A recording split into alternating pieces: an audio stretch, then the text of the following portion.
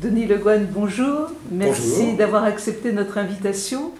Nous allons faire un petit peu plus connaissance avec un dinardais très discret, mais dinardais cependant depuis de très nombreuses années. Vous êtes arrivé à Dinard quand exactement? Fin des années 70, puisque mon père s'est installé en 78 à Dinard, ayant son cabinet à Rennes, et a décidé de s'installer en 78 pour bénéficier, on va dire, d'un meilleur cadre de vie. Pas très surprenant, Dinard offre de telles perspectives que l'avenir devait être une chose tout à fait évidente. Denis Le Guen, vous êtes conseil en propriété industrielle. Voilà des noms qui peuvent sembler un peu barbares, mais pouvez-vous nous en donner une explication simple?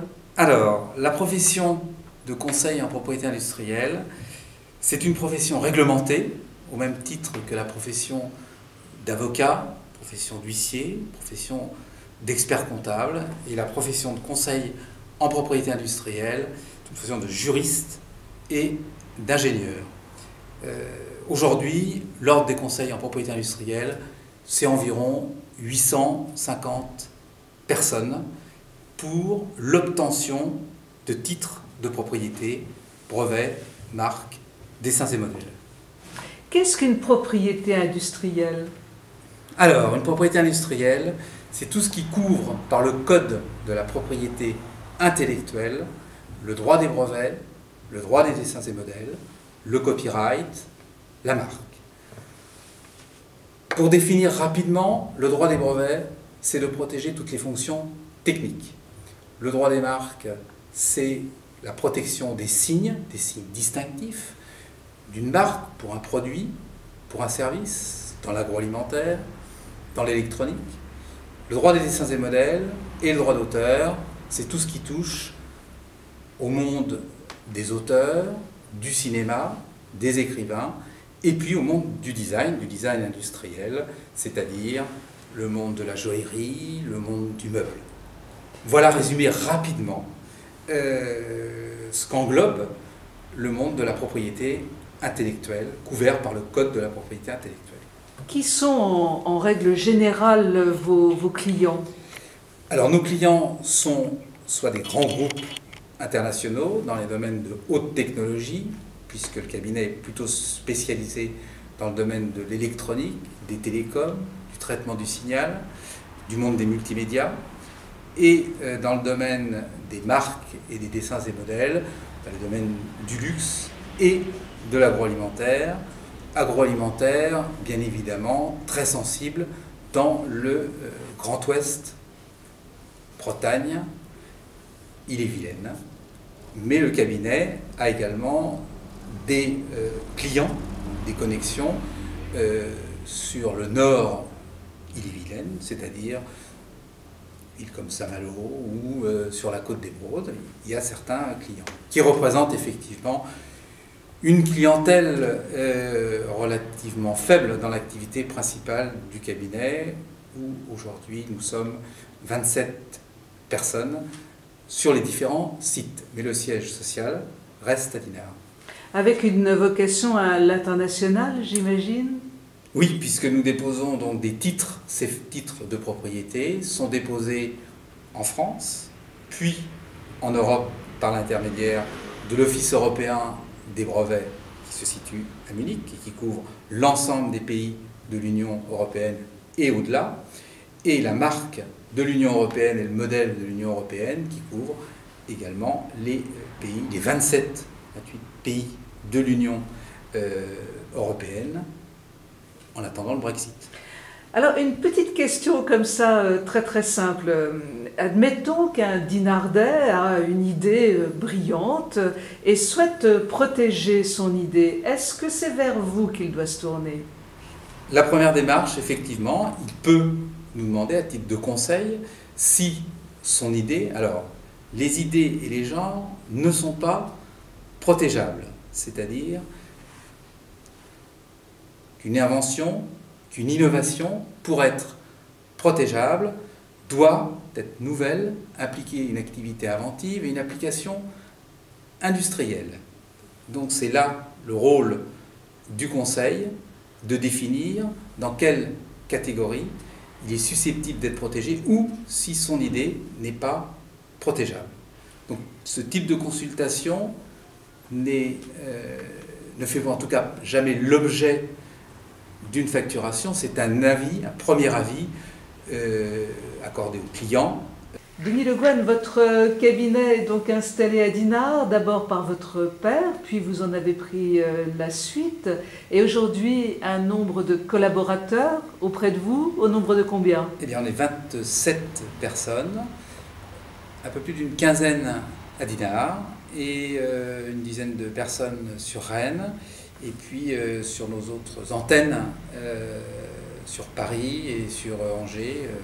Il y a des ingénieurs et des juristes qui travaillent pour le cabinet. Donc aujourd'hui, c'est 27 personnes, à la fois conseils donc en propriété industrielle, donc qui ont passé les examens devant le ministère de l'Industrie pour devenir conseil, et mandataires européens, c'est-à-dire qu'on a passé également les examens pour représenter nos clients devant l'Office européen des brevets à Munich, où on a un bureau, et l'Office de l'Union européenne des marques, des dessins et modèles, à Alicante, où nous n'avons pas de bureau, malheureusement.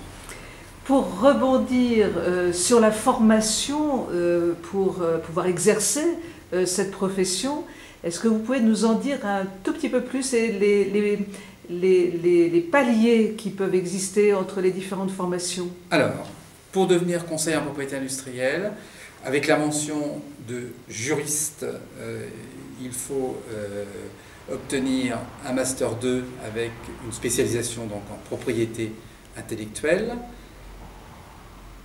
Il existe un Master 2 à Rennes, plusieurs à Paris, à Aix-en-Provence et également au Centre d'études internationales de la propriété intellectuelle à Strasbourg, qui peut être considéré comme la voie royale pour les juristes. Pour la mention de conseil en propriété industrielle brevet, il faut disposer d'un diplôme, donc obtenir un diplôme d'ingénieur. Puis, après 2 ans de pratique, on peut passer un cycle court également au CEPI à Strasbourg, permettant ensuite de passer l'examen auprès de l'INPI pour devenir conseil en propriété industrielle. En matière de brevet, pour devenir mandataire européen, vous avez encore plusieurs stades et formations, donc ça nécessite effectivement entre 5 et 10 ans d'études, mais on peut également avoir des cycles courts en passant par le milieu professionnel dans les cabinets.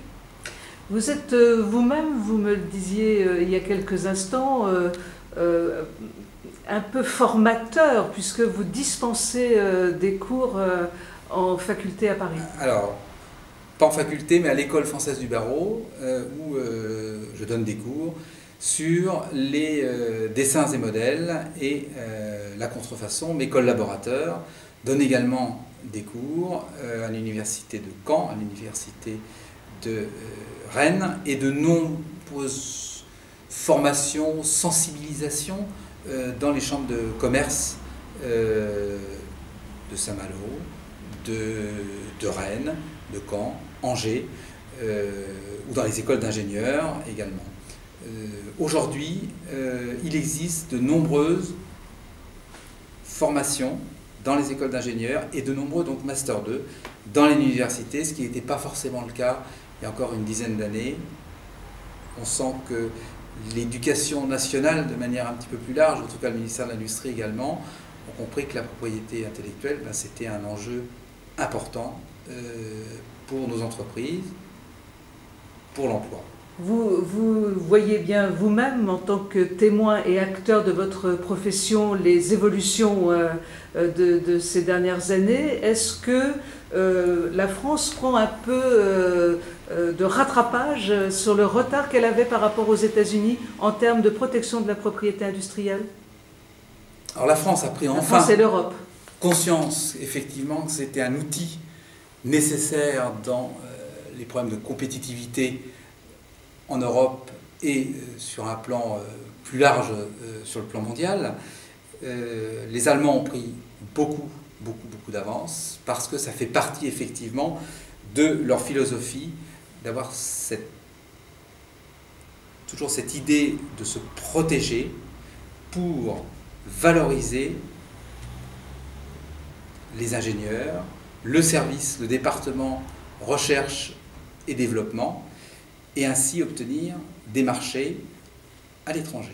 Est-ce qu'une entreprise peut être qualifiée de pleine d'énergie en fonction du nombre de brevets qu'elle a soumis et qui sont protégés? Là, ma réponse est claire, oui. Aujourd'hui, pour des jeunes entreprises, notamment dans le domaine des objets connectés, des nouvelles technologies, on jauge une entreprise par le nombre de dépôts, de demandes de brevets qu'elle a pu faire et par sa politique, en règle générale, de protection. Protection, ça peut être aussi par le droit d'auteur pour le développement des logiciels et pour obtenir, on va dire, de la part de fonds d'investissement, des levées de fonds, on doit disposer d'un portefeuille en matière de propriété intellectuelle. Donc, ça peut être les brevets et ça peut être le droit d'auteur par le logiciel. Pour conclure, Monsieur Le Guen, nous allons revenir à votre cabinet à Dinard, qui est un cabinet qui compte dans le monde de l'expertise, puisque vous êtes leader dans un domaine très particulier, très précis. Pouvez-vous nous en dire un peu plus? L'un des leaders, en tout cas, dans le domaine de l'électronique, des multimédias et des télécoms, puisque nos clients les plus importants nous connaissent depuis de longues dates et on est, moins d'une dizaine de cabinets capables aujourd'hui de traiter les dossiers qui sont traités au cabinet. Une entreprise dinardaise qui marche et dont nous sommes fiers. Je vous en remercie beaucoup, Monsieur Le Guen. Merci beaucoup. Merci, à très bientôt. Merci.